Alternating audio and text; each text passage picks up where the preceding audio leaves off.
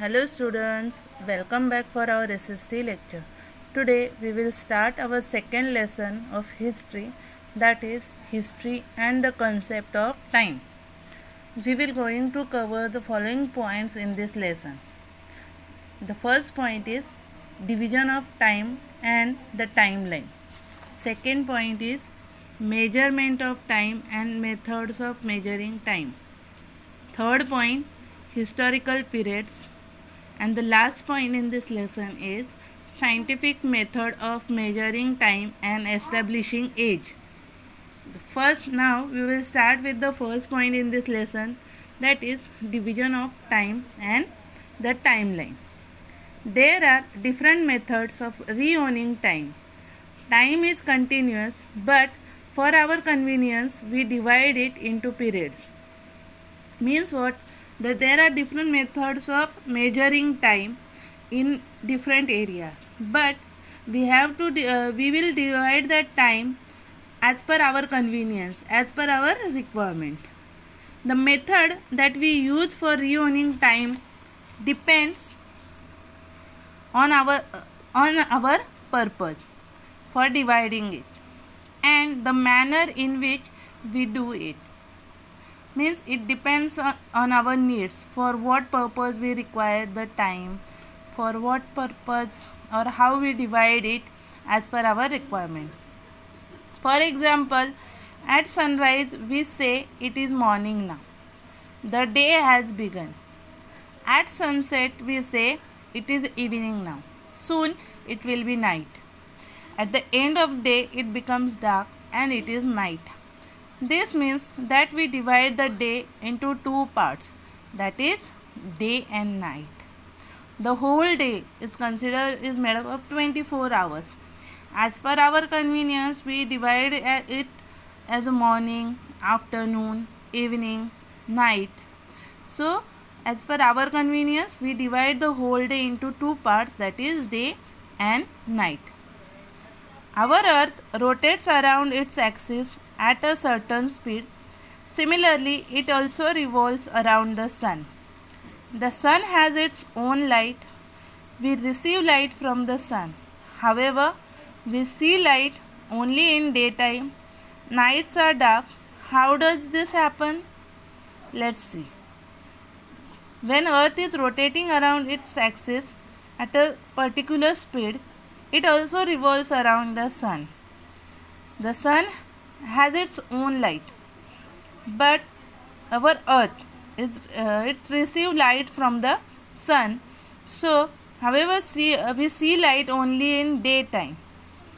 हमारी जो अर्थ है वो सन के अराउंड घूमती रहती है और साइमल्टेनियसली वो खुद के अराउंड भी घूमती रहती है. सन जो है उसको खुद की रोशनी है, it has its own light, and our earth receive light from the sun. However, we see light only in daytime. लेकिन हमें सिर्फ दिन में रोशनी दिखाई देती है. In nights are dark. As the earth rotates around its axis, that part of its surface which turns towards the sun becomes bright. When earth is rotating around itself, some part of earth facing towards sun, and that path will experience the daytime. It becomes bright because of the sunlight, so it experiences daytime.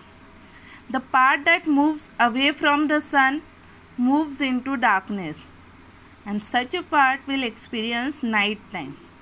The earth takes 24 hours to complete one rotation around its own axis. These 24 hours are approximately divided into 12 hours of daytime and 12 hours of night time. A period of daytime and the following night together makes one day.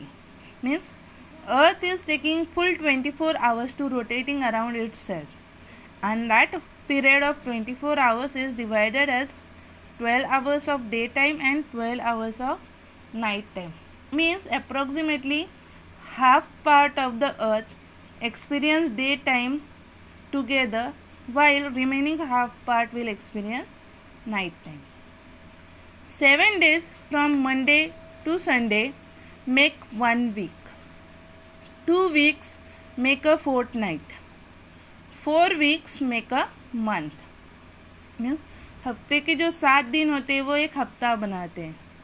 वैसे ही अगर 4 week consider करेंगे वो एक महीना बनाते हैं. 12 months make a year. In this manner we reckon time in bigger and bigger units.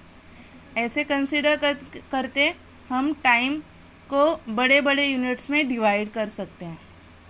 1 year is followed by another year and it goes on continuous. And when 100 years go by, a century is completed. When 10 centuries, that is 1000 years are gone, a millennium is completed. Such a method is dividing time is known as unilinear division of time. Dividing time into a major units or a bigger units, that method is known as unilinear division of time. Next is common era or Christian era. In the unilinear division of time, years that follows one after the other are arranged in serial order.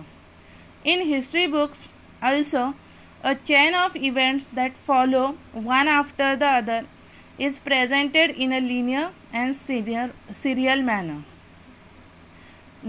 For this, usually we refer to the common era, that is also known as Christian era, written in short as CE or AD. AD means Anno Domini, which means in the year of our Lord. Okay, means what? The calendar we use today is based on the Christian era, now called the Common Era. This era began in memory of Jesus Christ. Christian era means when the Jesus Christ is present on the earth. That is also known as Common Era. This era began when the Jesus Christ is there on the earth.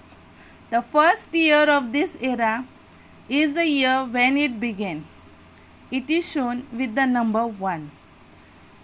The year after that are indicated by the next number in serial order. The first 100 years, that is the first century of this era, is written as a 1-100 CE or 1-100 AD. The period of the first millennium of this era is written as 1-1000 CE or 1-1000 AD.